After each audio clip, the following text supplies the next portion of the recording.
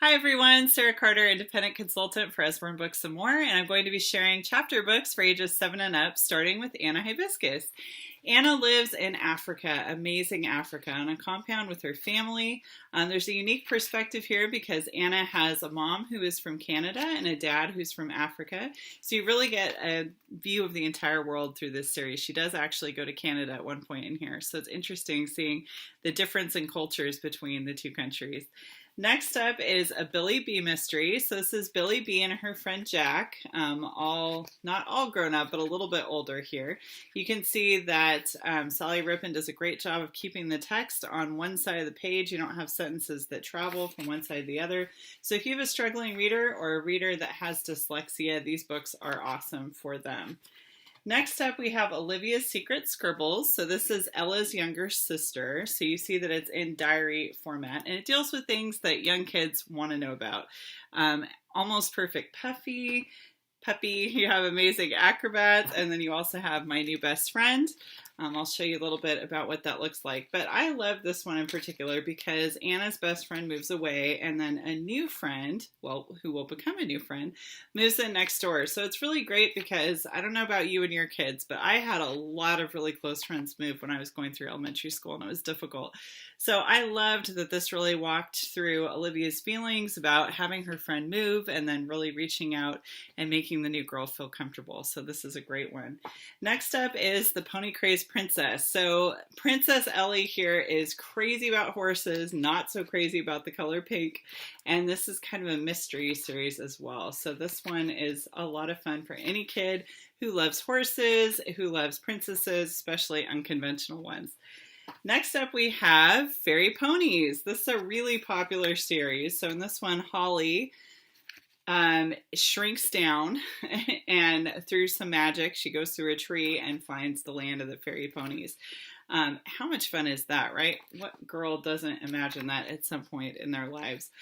So that's Fairy Ponies. There's a companion series to that, Fairy Unicorns. And in this one, it's Holly's cousin Zoe, who's the protagonist here. So they have to do things like defeat Shadow, the evil fairy pony, once and for all. So you can see that there are some characters that transfer over from Fairy Ponies as well. My 6-year-old loves these books. Next up is Amy, Wild Animal Talker, and this is sort of like a child Dr. Dolittle. Amy has a magic necklace that helps her to be able to talk to animals, so she's able to figure out what's going on with them. Really sweet series. You can see that there's some pictures involved in here too. So great for kids that still need a few pictures in their chapter books. Next up is The Secret Mermaid. This one is similar to the last book in that it's a magic shell necklace that helps Molly to be able to transform into a mermaid. She got the necklace from her grandma, and she has to go and find these magical relics. Okay, my personal favorite here in this collection is Alfie Onion, The Adventures of Alfie Onion. So usually, and I hadn't noticed this before either, but apparently it's usually the seventh son of the seventh son that has adventures. Well, Alfie Onion is not the seventh son. Turns out his brother Magnifico is, but Magnifico is actually not so Magnifico. So Alfie has to go on the quest with him to help him out. This one is a really heartwarming series. Alfie has to go and save the day. It involves a loyal dog, a talking horse, 2 mice. So it's a lot like your traditional fairy tale, except it is absolutely hilarious. You'll love this book. Also, by the same author, Vivian French, is The Cherry Pie Princess. And in this one, Princess Peony's father, who's a king, is kind of a tyrant. So she has to figure out how to save the kingdom and help him to realize that he needs to treat his subjects with a little more kindness. She's a really gutsy heroine. So if you want a strong heroine, this is a great book for you. Next up, we have Cosentino. Cosentino is a famous illusionist, and now he's trying his hand at children's books. There are now 4 in this series.